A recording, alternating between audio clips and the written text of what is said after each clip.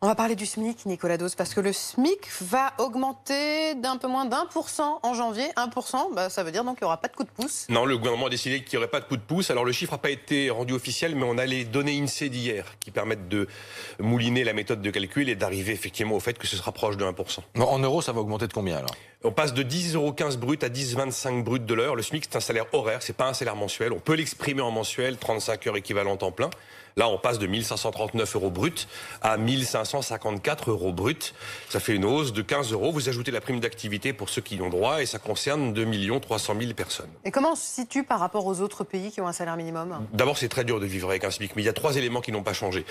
On a l'un des SMIC les plus élevés du monde quand on le regarde en pourcentage du salaire médian. C'est ce qui permet de comparer le SMIC d'un pays à un autre. Après, en montant versé, il y a des pays qui versent beaucoup plus que nous. Le Luxembourg est au-dessus de 2 000 € par mois, la Suisse est à 3 800 € par mois. Troisième élément, le SMIC, c'est un choix politique. Vous avez vu qu'il n'y aura pas de coup de pouce. Mais il y a des minima de branche. Et si par exemple on veut récompenser des professions qui ont été très sollicitées pendant les confinements, il pourrait y avoir des minima de branche qui seraient rehaussés par décision de partenaires sociaux. Là, ça suppose d'ouvrir des négociations. Mais il faut regarder les choses en face. Si on veut augmenter les bas salaires, eh bien, il faudra permettre d'une manière ou d'une autre aux entreprises d'augmenter leurs prix. Parce que sinon, c'est leur compétitivité et les emplois derrière qui seront menacés. Il n'y a pas 10 000 solutions pour augmenter les bas salaires. Soit vous augmentez la prime d'activité, mais on l'a fait après les gilets jaunes.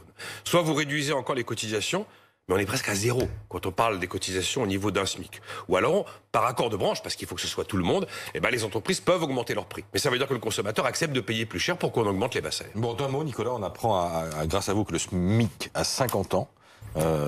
Pour quel bilan? Le bilan est pas bon, ça devait réduire la pauvreté, ça n'a pas marché, ça devait réduire les inégalités, ça n'a pas marché, et à force de le subventionner, on a enfermé les gens dans le SMIC. C'est un modèle qui est un peu à bout de souffle.